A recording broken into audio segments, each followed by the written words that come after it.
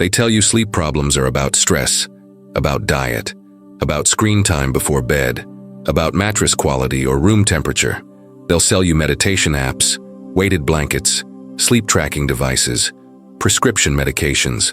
But nobody tells you the real reason millions of men lie awake at 3 in the morning, staring at the ceiling with their minds racing through endless loops of worry and obligation. Nobody admits that the primary sleep disruptor for men isn't their phone or their coffee intake. It's their family, not because families are inherently bad or because there's something wrong with caring about people, but because the moment you become responsible for other people's survival and happiness, the moment their well-being depends on your constant performance and provision, something fundamental changes in your nervous system. You never fully relax again. Even in sleep, part of your brain stays on alert, monitoring threats, calculating resources, preparing for the next crisis. Men without families sleep better than everyone else, and Schopenhauer understood exactly why. He saw that the burden of familial obligation doesn't just tire you out physically. It rewires your entire relationship with rest, with peace, with the possibility of genuine surrender to unconsciousness. And once you understand this, once you see it clearly, you can't unsee it. You start noticing the exhaustion in every married father's eyes, the way they talk about sleep like it's a distant memory, the way they've normalized functioning on fumes because that's just what fathers do. Schopenhauer never had children, never married. And conventional wisdom would say he missed out on life's greatest joys, that he died incomplete, that his philosophy was colored by this lack. But what if it's the opposite? What if his freedom from familial obligation gave him the clarity to see what fathers can't admit? Because admitting it would mean admitting they've structured their entire lives around something that makes them miserable. He wrote about suffering as the fundamental condition of human existence, about how desire creates endless want and satisfaction is always temporary. But he also wrote about the specific forms of suffering that are self-imposed, the chains we forge ourselves by following social scripts without questioning whether they serve our actual well-being. And family, in Schopenhauer's analysis, is one of the most powerful chains. Not because love is bad or because children are terrible, but because the structure itself, the obligation itself, the permanence itself, it creates a form of suffering that never relents. You can't opt out. You can't take a break. You can't decide you're done. From the moment you become a father, you're on duty for life. And that constant duty, that unending responsibility, it destroys sleep at a neurological level. Think about what sleep actually is. It's surrender. It's the complete letting go of control, of vigilance, of preparation. It's trusting that nothing catastrophic will happen in the next 8 hours, that you can afford to be completely unconscious and vulnerable. The man without family can achieve this surrender relatively easily. His responsibilities are limited. His obligations are manageable. The worst-case scenarios he needs to prepare for affect only him. So when he closes his eyes, he can actually let go. His nervous system can shift into genuine rest mode because there's nothing requiring constant monitoring. The man with family can never achieve this complete surrender. Even when he's asleep, some part of his brain stays awake, listening for the baby crying, monitoring for signs of his partner's distress, running calculations about money and schools and healthcare and college funds, rehearsing worst-case scenarios about accidents, illnesses, financial disasters. His sleep isn't sleep in the full sense. It's a kind of tactical napping, a surface-level rest that never reaches the deep restoration that actual sleep provides. And over years, over decades of this compromised sleep, something breaks. The man ages faster. His health deteriorates. His cognitive function declines. His emotional regulation fails. All because he can never, ever fully rest. Here's something you'll recognize if you pay attention to married fathers. They talk about sleep like it's a luxury, an indulgence, something other people get to do. They compete over who's more sleep-deprived, wearing their exhaustion like a badge of honor. 4 hours of sleep? Amateur. I've been running on 3 for 6 months. They've normalized a state of chronic sleep deprivation that would be recognized as torture in any other context. And they do this because admitting that family obligations have destroyed their ability to rest would be admitting that maybe the trade wasn't worth it. Maybe having kids isn't the universally positive experience that everyone claims it is. Maybe the joy doesn't compensate for the loss of something as fundamental as the ability to sleep deeply. So instead, they perform toughness. They act like sleep is for the weak.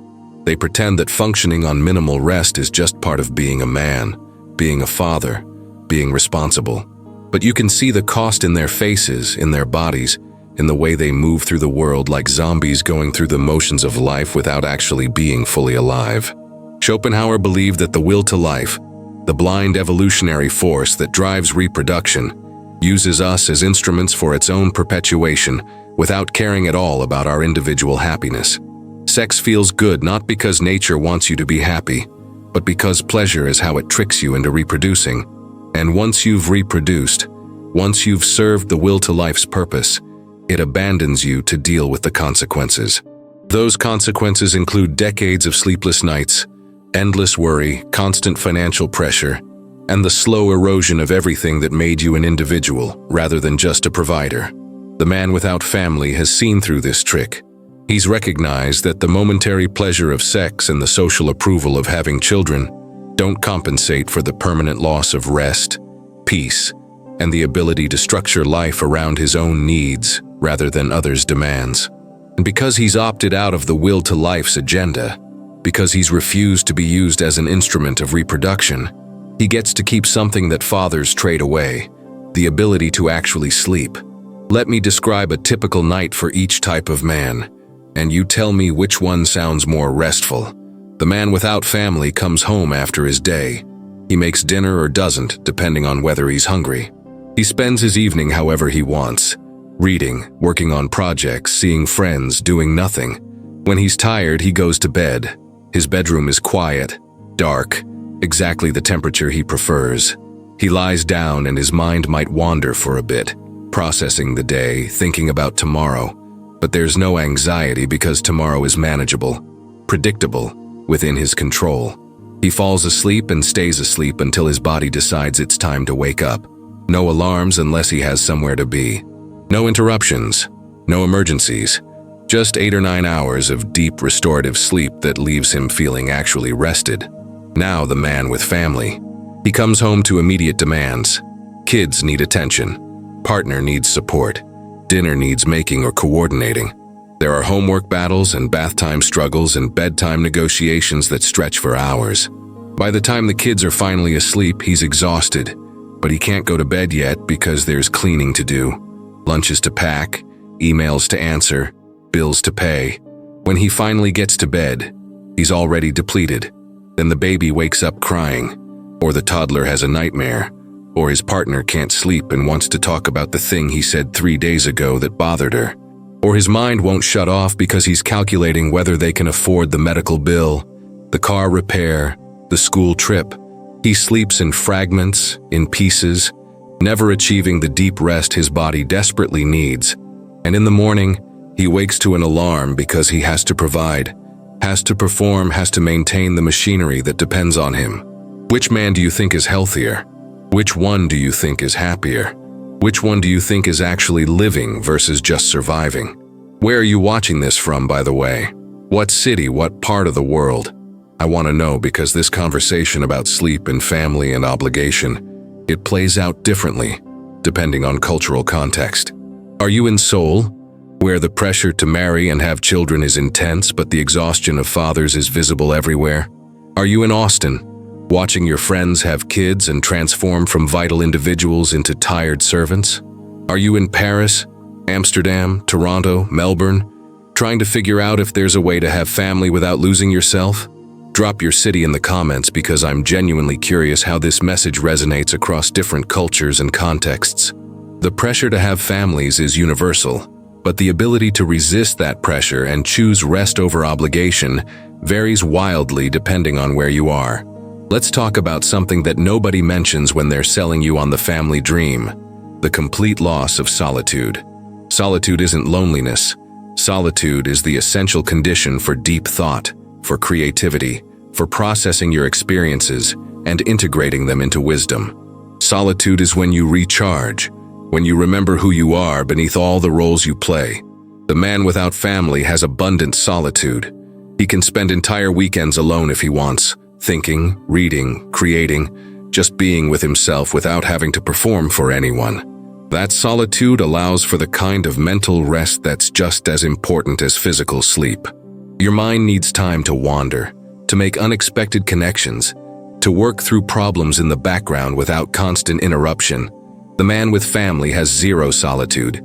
Even when he's physically alone, he's not really alone because his mind is occupied with family concerns. He can't fully sink into himself because there's always someone who might need something, always some obligation waiting, always some problem that requires his attention.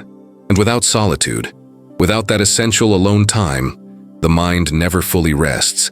It's constantly in reactive mode, constantly preparing for the next demand. That mental exhaustion is just as destructive as physical sleep deprivation, but it's harder to see and impossible to fix as long as the family structure remains. Schopenhauer wrote about music as one of the few things that can temporarily free us from the will's demands, that can give us a taste of pure contemplation without desire or suffering. The man without family can lose himself in music, in art, in experiences that take him completely out of his normal consciousness and give him a kind of rest that's different from sleep but just as restorative. He can go to a concert and be fully present.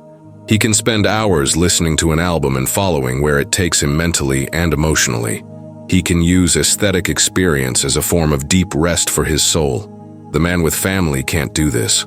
Even if he manages to get to a concert, part of his mind is checking his phone, wondering if everything's okay at home, calculating what time he needs to leave to relieve the babysitter.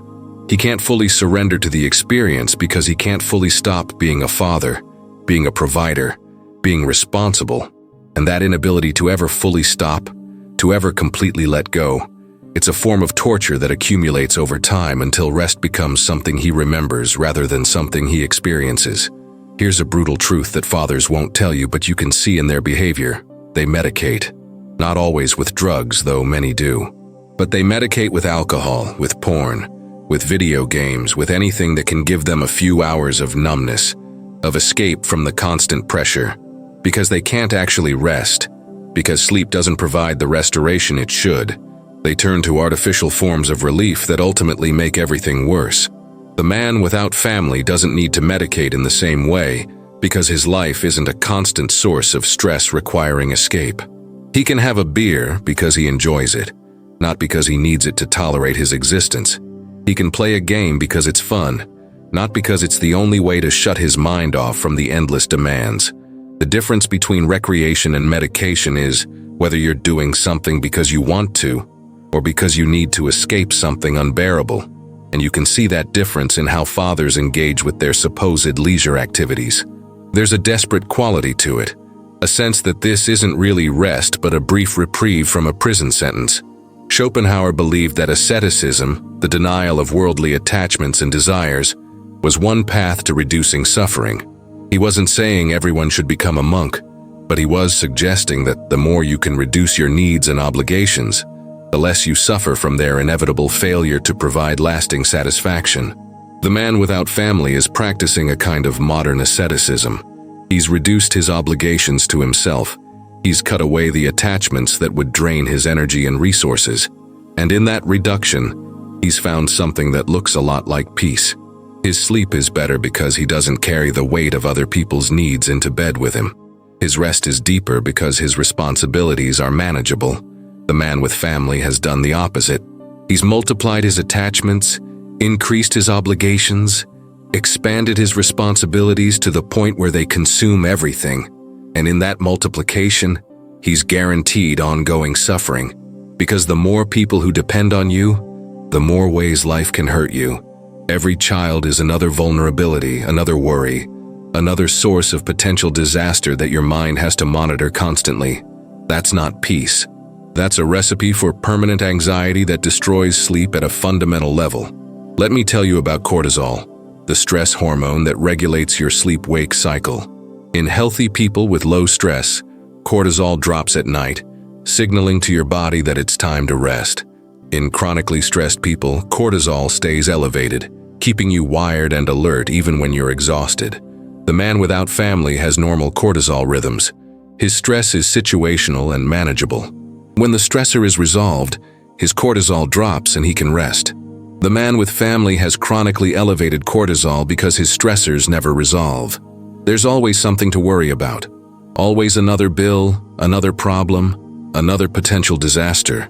His body stays in fight or flight mode indefinitely, which is sustainable for short periods, but destructive over years.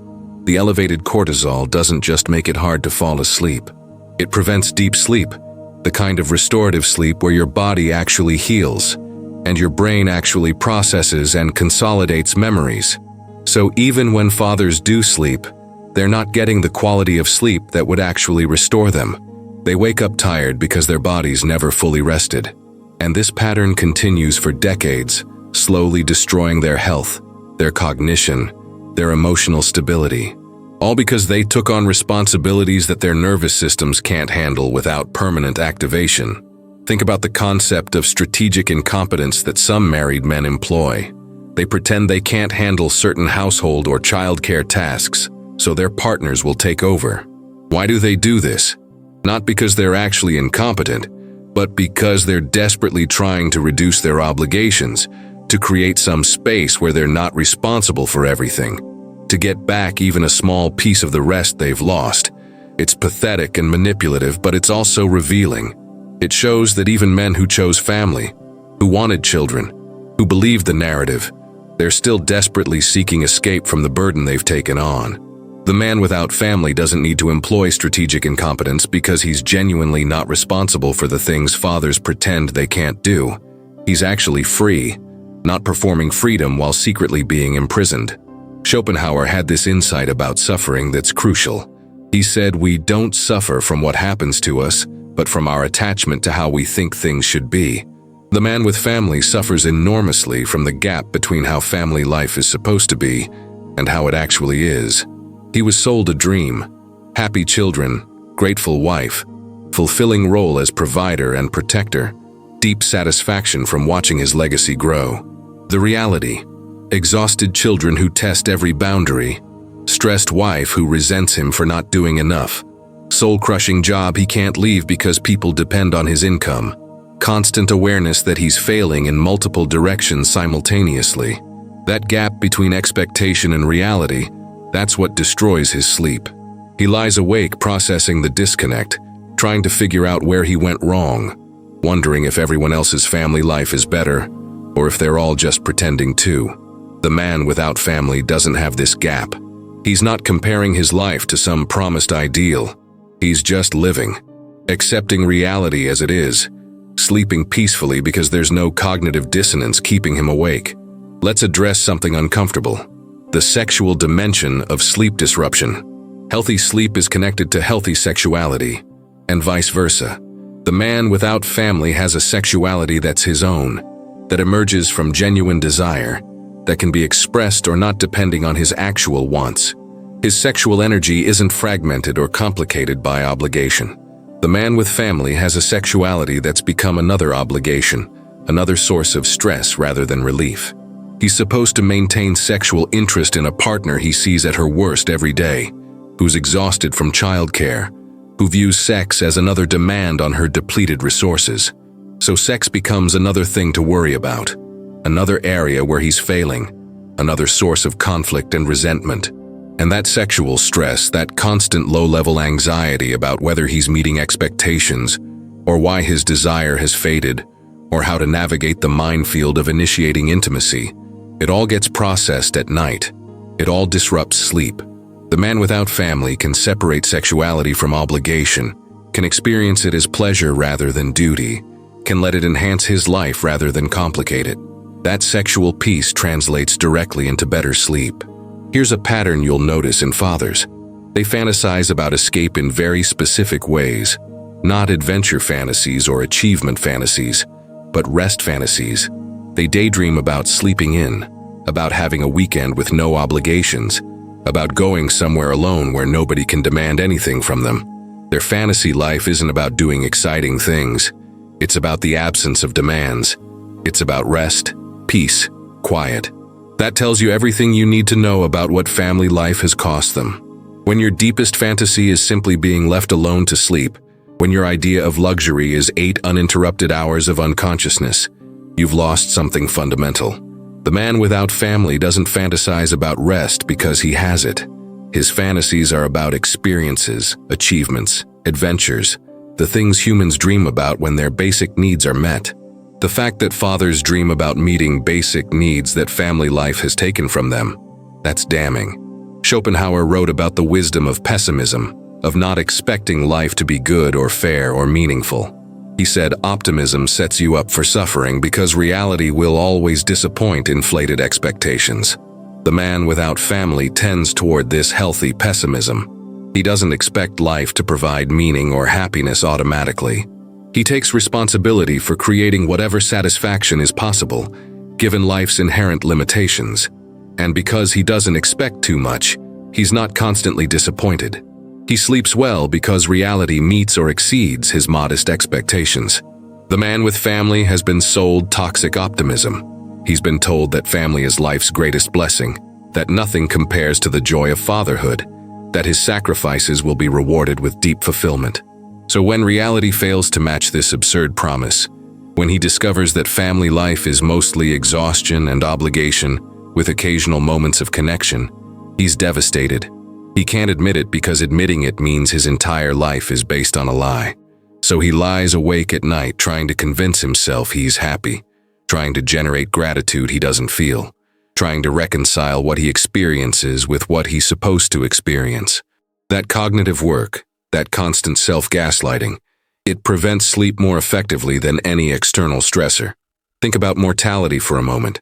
Schopenhauer said that awareness of death is what separates humans from animals, and that this awareness is a primary source of our suffering. The man without family has a relatively simple relationship with mortality. He's going to die eventually. That's unfortunate, but inevitable. In the meantime, he'll extract whatever meaning and pleasure he can from existence. When he thinks about death, it's abstract, philosophical, not immediately terrifying. The man with family has a completely different relationship with mortality. He's terrified of dying because other people depend on him. He lies awake calculating life insurance needs, worrying about what would happen to his children if he died, feeling guilty for every risky activity because he's not just risking himself anymore. His mortality isn't abstract. It's an ongoing source of anxiety, because his death would catastrophically affect others. That death anxiety, that constant awareness that he can't afford to die, it's exhausting. It disrupts sleep. It makes rest impossible, because even unconsciousness feels dangerous, feels like a small rehearsal for the death he's terrified of because of what it would mean for his dependents. Let's talk about identity and how it affects sleep. Sleep requires a kind of ego dissolution, a letting go of who you think you are and what you need to maintain. The man without family has a flexible identity. He's not locked into being any particular thing. He can change, evolve, become someone different without betraying anyone or disrupting any structure that depends on him staying the same. That identity flexibility makes sleep easier because he's not rigidly holding himself together. He can dissolve at night and reform in the morning without anxiety. The man with family has a rigid identity. He's locked into being father, husband, provider. He can't change these roles without devastating everyone who depends on him. So he grips tightly to this identity, even in sleep, even when it's killing him. He can't let go because letting go feels like abandoning his responsibilities. And that rigid grip, that inability to dissolve and rest, it prevents the kind of deep sleep that requires surrender. He's holding himself together all the time, even unconsciously, and that constant holding is exhausting beyond measure. Schopenhauer believed that compassion was valuable, but that you needed boundaries around it, or it would destroy you. The man without family can practice compassion selectively. He can help people, care about them, support them, and then return to his own life and rest. His compassion has an off switch. The man with family has unlimited compassion obligations.